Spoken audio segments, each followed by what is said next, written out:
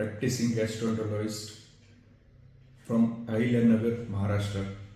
I have a 60-bedded hospital, Galaxy Hospital in Ahilya which caters to all GI-related diseases. I have endoscopy setup, gastroscopy, colonoscopy, ERCP, and operation theatre where we operate open laparoscopic and oncosurgeries.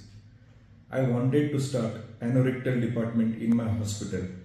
So while searching on the net, I got to know about Rana Hospital in Shiran in Fatehgarh Sahib district of Punjab. I contacted Mr. Karan and we planned for a 10-day course here under the guidance of Dr. Hitendra Suri, who is the owner of this hospital. I am in Shiran since last 10 days and I have seen his modalities of treatment in cases of piles, fistula and fissure. I was always worried about the pain the patient was suffering after the surgery, and so I have seen these patients post-operatively in this setup were very happy. There was very much less pain or no pain post-operatively.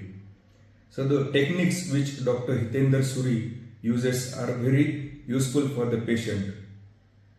The staff in this hospital is very much trained and they are very cooperative and explain the procedure and post-procedure to the patient in a very good manner.